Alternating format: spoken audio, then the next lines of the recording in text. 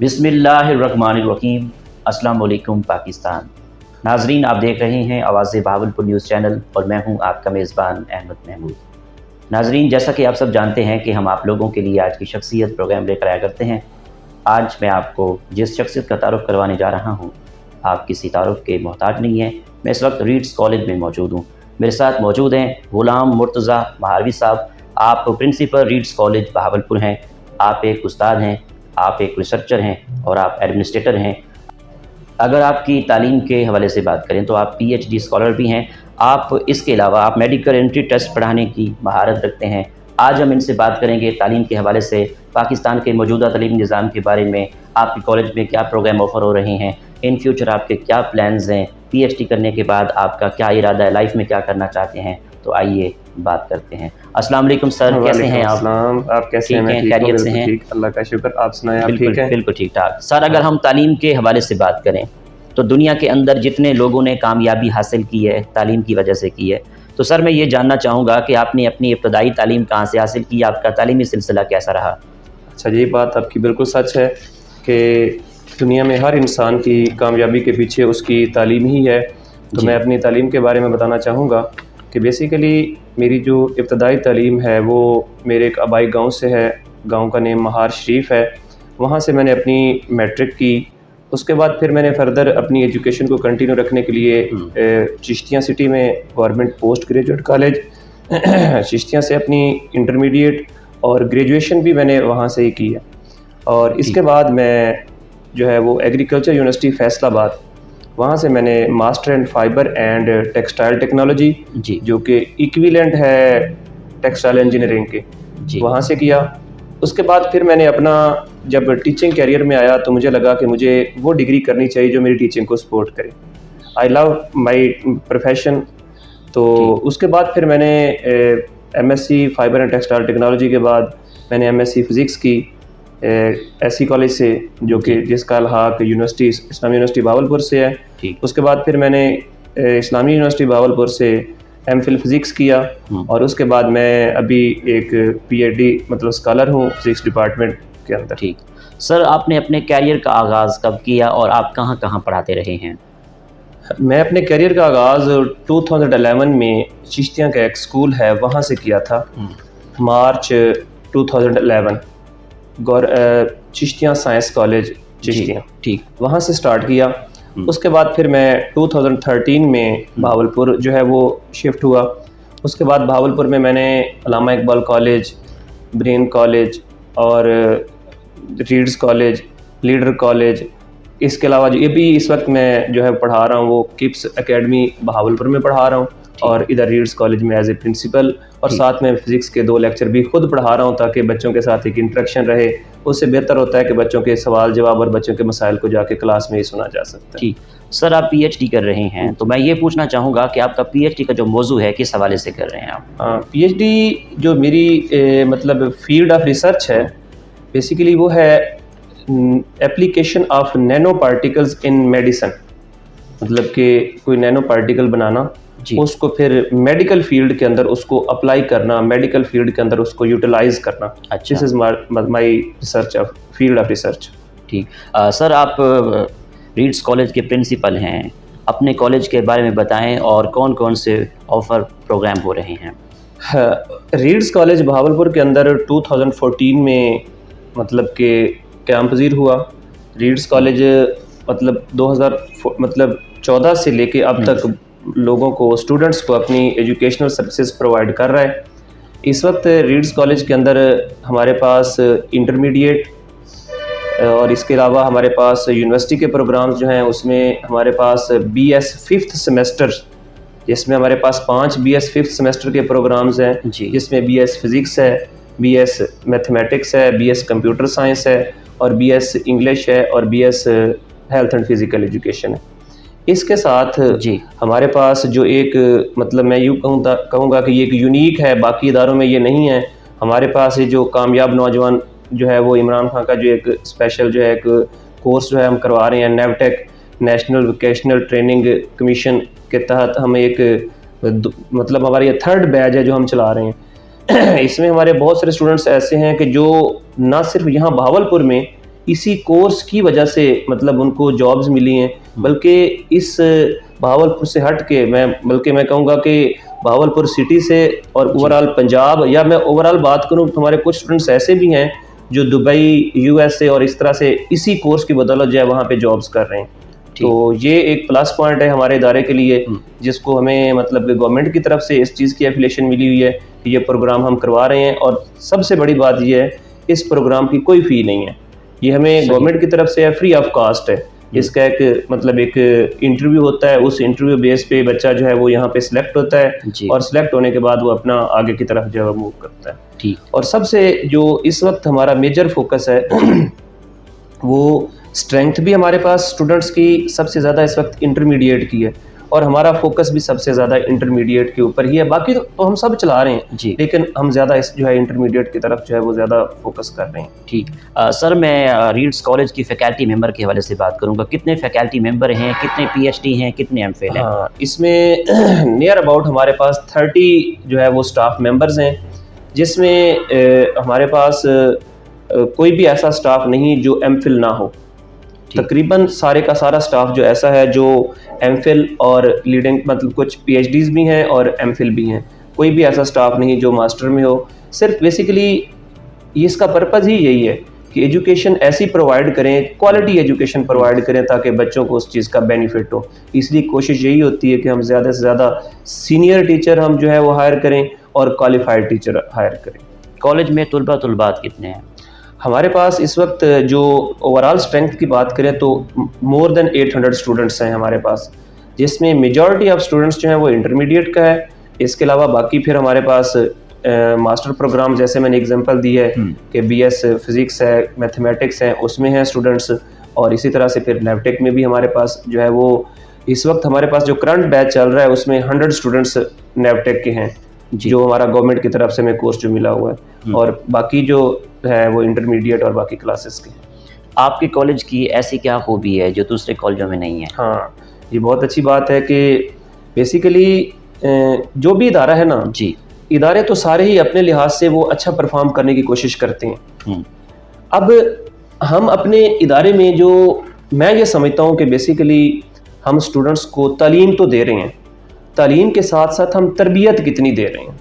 मैं दो बातें यहाँ पे शेयर करूँगा जी, तालीम के हवाले से भी करूँगा और तरबियत के हवाले से भी करूँगा जी। तालीम के हवाले से अगर मैं बात करूँ तो हम कोई भी इदारा है सबसे उसका जो मेजर फोकस होता है बच्चे की एजुकेशन पे होता है जी। हम बच्चों की एजुकेशन को इस तरह से मतलब कि अरेंज किया हुआ है, हम कोशिश करते हैं कि नंबर ऑफ़ टेस्ट जितने ज़्यादा लें बच्चों से, उतनी बच्चों की प्रिपरेशन ज़्यादा होती है। फिर यहाँ पे एक ये बात आती है, जो टेस्ट हम ले लें, हम उस टेस्ट को फिर आगे बच्चे तक पहुँचाए ही ना। टेस्ट तो हमने ले लिए जी, 10 ले लिए, 20 ले लिए, 50 ले लिए, क्या हमने बच्चों को उसका हमें रिज़ल्ट बताया है कि नहीं? तो उस बच्चों को रिज़ल्ट देने के लिए हमारा एक मतलब कि प्ले स्टोर पे एक ऐप भी है रीड्स कॉलेज की, और हमारा एक स्टूडेंट पोर्टल भी है। मतलब हम यहाँ से जो ही रिज़ल्ट मिलता है तो बच्चों के विद इन अ वीक हम हर हाल में हमने रिज़ल्ट भेजना होता है। वो बच्चों के पेरेंट्स की तरफ भी जाता है, बच्चों को भी मिलता है, ताकि बच्चों के पेरेंट्स को भी मिले और स्टूडेंट्स को भी मिले, पता चले बच्चों के बच्चा किस जगह पे लाइक कर रहा है जी। तो अब जैसा कि मैं बताऊं कि हम इस टेस्ट सिस्टम को हम 3 फेजेस में डिवाइड करते हैं। जिस वक्त हमारी क्लास स्टार्ट होती है, आफ्टर 15 डेज़ हमारा टेस्ट जो है वो स्टार्ट हो जाता है। 15 डेज़ बाद टेस्ट होता है, ये चलता रहता है। आफ्टर 2.5 मंथ बाद एक हमारी टर्म होती है। टर्म टेस्ट में फिर हम पूरा एक अकोमोलेटेड जितना हम पढ़ा चुके हैं उसको हम जो है वो टेस्ट लेते हैं। फिर उसके बाद हम आगे जब एग्ज़ाम्स करीब आते हैं जी, तो उस वक्त एक 3 मंथ की एक सीरीज़ टेस्ट होती है, जिसमें डेली बच्चा टेस्ट दे रहा होता है और रिवाइज कर रहा होता है जी। तो ये एक ऐसा मतलब सिनेरियो है जो बच्चों की मतलब के तैयारी के लिए बहुत एक प्लस पॉइंट है जी। आप मेडिकल टेस्ट के हवाले से बात करूं तो महारत रखते हैं, तो जो बच्चे मेडिकल फील्ड में जाना चाहते हैं, बीबीएस करना चाहते हैं, उनकी तैयारी किस तरह करवाते हैं, ये इक्विपमेंट बताएं। अच्छा, मेडिकल एंट्री टेस्ट बेसिकली चूँकि मैं अपने एजुकेशनल कैरियर जो है वो मेरा इस वक्त चूँकि किप्स अकेडमी में भी मैं एज ए लेक्चरर वहाँ पे भी पढ़ा रहा हूँ, एंट्री टेस्ट भी पढ़ा रहा हूँ। तो असल में एंट्री टेस्ट पढ़ाने का तरीका और पढ़ने का तरीका एक रेगुलर एजुकेशन से ज़रा हट के। अच्छा, उसमें एक तो बच्चे को हमने एक हम सब एक्सपोज करते हैं कि यहाँ पे कोई पूरा लॉन्ग क्वेश्चन तो आता नहीं है, जस्ट एक MCQs आना है जी। और MCQs जब आता है तो MCQs वो बच्चा वही सॉल्व कर सकता है जिसके बारे में उसको कॉन्सेप्ट है। जब हम इंट्री टेस्ट पढ़ाते हैं ना, तो इंट्री टेस्ट के वक्त हम ये नहीं होता कि हम बच्चे को पूरी की पूरी डेरिवेशन हम ड्राइव कर दें, नहीं, हम एक कोई एक्सपोज करते हैं, कोई एक फार्मूला है, उस फार्मूले का जो हम कंक्लूजन बताते हैं कि ये फार्मूला है, इस फार्मूले से रिलेटेड किस तरह के MCQs आ सकते हैं। मतलब हम उसको यूँ कह सकते हैं कि वो एक एक्सटेंसिव लेक्चर नहीं होता, बल्कि एक समराइज करके चीज़ों को ज़्यादा इंटरप्रेट करके हम वो लेक्चर जो है वो डिलीवर किया जाता है इंटर टेस्ट वाले बच्चों को। ठीक सर, रीड्स कॉलेज को लेकर इन फ्यूचर क्या प्लान्स हैं आपके? रीड्स कॉलेज को बेसिकली पहले भी नो डाउट कि रीड्स कॉलेज एक ब्रांड है, हमारा यही प्लान है कि रीड्स कॉलेज ना सिर्फ बहावलपुर तक महदूद रहे, हम ऑल ओवर द पंजाब इसको जो है हम एक्सपेंड करने जा रहे हैं। अगर हम इसी बहावलपुर की बात करें तो इस वक्त रीड्स कॉलेज को हमने बहावलपुर में 3 कैंपसेस में डिवाइड किया हुआ है। ठीक, एक हमारा कैंपस रीड्स लॉ कॉलेज है जो कि जिसमें हम LLB करवाते हैं, एक जिना लॉ कॉलेज है, वो भी बेसिकली रीड्स का ही प्रोजेक्ट है। एक रीड्स कॉलेज जो हमारा जिना लॉ कॉलेज है वो 13 सोलिंग रोड पे है, और रीड्स लॉ कॉलेज जो है वो हमारा गुही टाउन में है, और रीड्स कॉलेज जो हमारा हेड ऑफिस भी यही है, मेन ब्रांच भी यही है, और ये हमारा इस वक्त जो है ये 1 यूनिट चौक के करीब है। ठीक सर, ये तो हमने कॉलेज के हवाले से बात की, अब मैं आपकी पर्सनल लाइफ को डिस्कस करना चाहूँगा। सर, आपके बेस्ट टीचर कौन है? अच्छा, वैसे तो मेरे जितने भी असातिज़ा हैं ना, मैं जितने भी असातिज़ा से पढ़ा हूँ तो मैं उनके नाम लेना चाहूँगा, वो सारे के सारे मेरे बेस्ट टीचर हैं। और मेरे लिए अगर मैं ये बात बताऊँ कि इस वक्त मेरी जो सक्सेस है उसमें मेजर रोल है ही मेरे टीचर्स का, तो मैं ये कभी भी नहीं कहूँगा कि मेरा बेस्ट टीचर है, वो नहीं है। मेरे सारे के सारे मेरे बेस्ट टीचर ही हैं। मैं उनमें से किसी एक का मैं जिक्र ज़रूर करूँगा। अफजल साहब हैं जिनसे मैंने अपनी एजुकेशन स्टार्ट की थी, मेरा मतलब जिनसे मैंने प्रेप नर्सरी 1 2 3 प्राइमरी तक पढ़ा। उसके बाद रियाज साहब हैं मैथमेटिक्स के, वो मेरे बेस्ट टीचर्स में से हैं। मैं पहले बता चुका हूँ सारे बेस्ट टीचर्स हैं। इस वक्त मतलब यूनिवर्सिटी जब मैंने MSc फिज़िक्स की, मतलब जावेद इकबाल साहब हैं फ़िज़िक्स डिपार्टमेंट से, वो मेरे मतलब बेस्ट टीचर्स में से रहे हैं। इधर मैं फ़िज़िक्स डिपार्टमेंट की बात करूँ तो डॉक्टर अल्ताफ़ साहब हैं, डॉक्टर नईम साहब हैं, सईद बुज़दार साहब हैं, ये सारे के सारे मेरे बेस्ट टीचर्स में से ही हैं। मैं अगेन एंड अगेन कहूँगा, सारे के सारे टीचर जिनके मैं नाम नहीं भी ले चुका, ये सारे के सारे मेरे बेस्ट टीचर्स ही। ठीक, आपकी पसंदीदा किताब कौन सी है? वैसे तो जो पसंदीदा किताब है वो मेरे अपने सब्जेक्ट की ही है। फ़िज़िक्स की जो भी किताब है वो मेरी पसंदीदा किताब है। बाकी इसके अलावा जो कुरान पाक है वो भी मेरा एक पसंदीदा किताब, और एक होली कुरान वो भी मेरी एक पसंदीदा बुक है। उसको मुताला करते हैं, उसकी जो है वो आगे उसकी तर्जमे के साथ कोशिश करते हैं कि उसको पढ़ा जाए, समझा जाए, हमें उससे सीखने की जो है वो ताकि ज़्यादा से ज़्यादा बातें मिलें। अदब से कितना लगाव है? अदब से ऐसा कोई ख़ास तो लगाव नहीं है, लेकिन कोशिश करते हैं कभी भी मेरे पास शायद ये भी कहीं हम एक बुक पढ़ी हो। मेरे एक दोस्त हैं, उन्होंने मुझे गिफ्ट की थी जिसका टाइटल है मुझे पानी पे लिखना आ गया। बस कोशिश करते हैं। हाँ जी, मुझसे दोस्त किया, बिल्कुल, हाँ जी, मुझसे दोस्त किया। वो बड़े मतलब एक अच्छे दोस्त हैं, उन्होंने गिफ्ट की थी। बहरहाल कोशिश करते हैं कि हम इसको जो है वो कोशिश जितना टाइम मिले उसके अकॉर्डिंग अदब के साथ जो है वो अदब को टाइम दें। ठीक, आपको टूरिज़्म का कितना शौक़ है? पाकिस्तान के कौन कौन से शहर अच्छे लगते हैं? आपका फेवरेट शहर कौन सा है? मेरा फेवरेट शहर बहावलपुर ही है। I love Bahawalpur. Bahawalpur is a very, मतलब मैं समझता हूँ कि इंतहाई पुरसकून सिटी है। मैं बहुत सारे सिटीज़ मतलब मैं रहा भी हूँ और विज़िट भी किए हैं। मैं लाहौर, फैसलाबाद, मुल्तान, इस्लामाबाद, पिंडी, बहुत सारे शहरों में बहुत सारा टाइम भी गुजारा है, लेकिन आई लव बहावलपुर। ऐसा सिटी, मतलब मैं कहते हैं कि यहाँ रह के बंदा एक सुकून से सांस ले सकता है। इसकी खूबसूरती सिर्फ बहावलपुर की ये है कि ना कि सिर्फ इसकी यहाँ पे सुकून है, बल्कि इसके साथ साथ बहावलपुर की खूबसूरती भी किसी बाकी सिटी से जो है वो कम नहीं है। जी, आपकी इस कामयाबी के सफ़र में दोस्तों का, असातिज़ा का, वालिदैन का कितना साथ रहा? असल में बहुत सारी चीज़ें ऐसी होती हैं कामयाबी के पीछे, किसी न किसी लोगों की, एक तो होती है बंदे की अपनी एफ़र्ट्स के साथ साथ आपके पीछे जो है जो हिडन चीज़ें हैं वो आपकी दुआएं होती हैं जो आपके लिए लोग कर रहे होते हैं। और मेरी लाइफ में कौन से लोग हैं, मैं सबसे ज़्यादा अपने खराज तहसीन तो अपने टीचर्स और अपने पेरेंट्स को दूंगा कि मेरी जितनी भी कामयाबी है, एक तो मेरी अपनी एफ़र्ट्स हैं, उन एफ़र्ट्स के साथ मेरे टीचर्स और मेरे पेरेंट्स की भी उतनी ही एफ़र्ट्स हैं, और साथ में उनकी दुआएं। सम टाइम तो मैं फ़ील करता हूँ कि मेरे बहुत सारे काम ऐसे होते हैं कि जो मैं थक हार चुका था कि नहीं होना, तो एक कहते हैं चलें जी एक लास्ट कोशिश करके तो देखें, तो बंदा हैरान होता है कि यार ये कैसे हो गया। तो मैं फ़ील करता हूँ अगर ये पॉसिबल हुआ है तो ये मेरे टीचर्स और मेरे पेरेंट्स या मेरे दोस्त और अहबाब जो है उनकी दुआओं की वजह से ही ये मुमकिन हुआ है। ठीक, आपकी नज़र में कामयाबी क्या है? कामयाबी असल में मैं ये चाहता हूँ कि जो इंसान हार्ड वर्क है ना, वो कामयाब इंसान होता है। जब आप मेहनत करते हैं ना, तो मेहनती आदमी के लिए नाकामी वर्ड है ही नहीं। हाँ, ये हो सकता है कि वो काम अपने टारगेट पे पहुंचने के लिए उसको टाइम तो लग सकता है, लेकिन ये नहीं हो सकता कि वो नाकाम हो। मैं तो ये समझता हूँ कि जो मेहनती आदमी है ना, वो नाकामी को भी अपना एक स्टेप बनाता है कि ये नाकामी है, इस पे स्टेप रख के मैं अपना आगे जाऊँ। मतलब नाकामी को वो सीढ़ी बना के आगे कामयाबी की तरफ जाता है। तो मेरा यही है कि कामयाबी इंसान की जो है वो हार्ड वर्क है। हार्ड वर्क, बाकी एक गुड लक है वो एक ऑप्शनल है, लेकिन जो सबसे मेजर चीज़ है वो आपकी है वो हार्ड वर्क है। जितने आप हार्ड वर्क होंगे उतनी कामयाबी आपको जो है वो ज़्यादा मिलेगी। पाकिस्तान के मौजूदा तलीमी निज़ाम के बारे में आपका क्या point of view as a principal?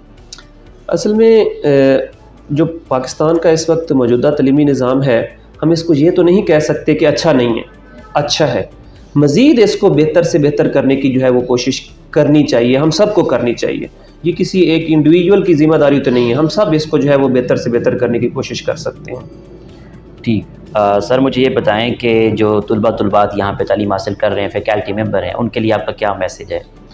मैं अगेन यही बात मैं रिपीट करूँगा अपने उन स्टूडेंट्स के लिए भी, अपने उन असातिज़ा के लिए भी, अपने उन कलीग्स के लिए भी, कि हम अगर हार्ड वर्क है ना, हम अगर मेहनती हैं ना, तो हम दुनिया की हर जो है वो अपने टारगेट को आप पहुँच सकते हैं। आप अपनी एफ़र्ट्स जारी रखें और ज़रूर एक ना एक दिन आपको जो है वो कामयाबी मिलेगी। तो अपने स्टूडेंट्स से यही कहूँगा कि कभी भी आप अपनी मेहनत से जो है पीछे ना हटें। अगर आप मेहनती आदमी हो तो आप ज़हीन से भी आगे निकल सकते हैं। यहाँ पे मेरे पास एक सवाल है, एमडी कैट की तैयारी किस तरह करनी चाहिए? हाँ, एमडी कैट के लिए असल में हम ये समझते हैं कि एमडी कैट जो है ना, मेडिकल एंट्री टेस्ट शायद कि वही कोई 1-2 महीने का है या 1 महीने का है, जो आफ्टर इंटरमीडिएट हम कह दें तैयारी कर लेंगे तो हो जाएगा। तो ये मैं बच्चों को ये एक मैसेज दूंगा कि ये ऐसा नहीं है। असल में एंट्री टेस्ट आपका 2 साल का है। जब आप इंटरमीडिएट में आते हैं, आपका एक ख्वाब, एक विश लेके आते हैं कि मैं जी डॉक्टर बनना है, तो डॉक्टर बनने के लिए एंट्री टेस्ट या जिसको एंट्रेंस टेस्ट कहते हैं, ये बड़ा कंपलसरी है। इसमें कंपलसरी किस तरह से है, इसमें मेरिट बनाना बड़ा अहम है। तो उसके लिए मैं बच्चों से ये ज़रूर कहूँगा कि बच्चे तमाम लोग आप इस एंट्री टेस्ट को 1 या 2 महीनों तक महदूद ना रखें। जब भी आप इंटरमीडिएट में आएँ, आपका ख्वाब है कि मैंने फ्यूचर का डॉक्टर बनना है, तो आपको ये चाहिए कि उन 2 साल से अपनी डेली रूटीन की स्टडी ऐसे करें कि मेरा एंट्री टेस्ट कल है, तब जाके आप जो है वो कामयाब होंगे। आपको गुस्सा आता है? मुझे बहुत कम गुस्सा आता है, बल्कि गुस्सा तो आता है लेकिन करता कम हूँ, गुस्से को बर्दाश्त करता हूँ। आपकी आइडियल पर्सनैलिटी कौन है? आइडियल पर्सनैलिटी मेरे टीचर्स और मेरे पेरेंट्स, ये सारे के सारे मेरी आइडियल पर्सनैलिटीज़ में शामिल है। खानों के हवाले से बात करूं तो खानों में क्या क्या पसंद है, फेवरेट डिश कौन सी है आपकी? हाँ, असल में मैं अक्सर दोस्तों के एक बात कहता हूँ कि यार, वो पूछते हैं कि क्या खाना है, मैं कहता हूँ यार मैं सब कुछ खा लेता हूँ। तो बाकी एक फ़ेवरेट के लिए तो मेरे लिए फ़ेवरेट मतलब फ्राइड राइस, और इसके अलावा मैं मटन हांडी बहुत खाता हूँ और मतलब बहुत मुझे अच्छी भी लगती है। ये 2 जो है मेरी मोस्ट फेवरेट डिशेज़ हैं जिनको मैं बहुत ज़्यादा पसंद करता हूँ। आखिरी सवाल पूछूंगा, इन फ्यूचर आपको अपनी पर्सनैलिटी को लेकर, अपनी लाइफ को लेकर क्या प्लान है आपका? मेरा एक ख्वाब है कि मैं एक अच्छा रिसर्चर बनूं और अपने स्टूडेंट्स के लिए, उनके लिए एक मतलब कि एक गाइडर, जैसे मेरे टीचर्स मेरे लिए गाइडर है, तो मैं भी चाहता हूं कि मेरी ख्वाहिश भी है कि मैं अच्छा रिसर्चर बनूं, अच्छा टीचर बनूं और अपने स्टूडेंट्स के लिए एक गाइडर बनूं। बहुत शुक्रिया, आपसे बात करके बहुत अच्छा लगा। Thank you. जी तो नाज़रीन, आपने आज की शख्सियत प्रोग्राम सुना। एक नए प्रोग्राम में मुलाकात होगी, तब तक अल्लाह हाफिज़, अल्लाह निगहबान, पाकिस्तान जिंदाबाद।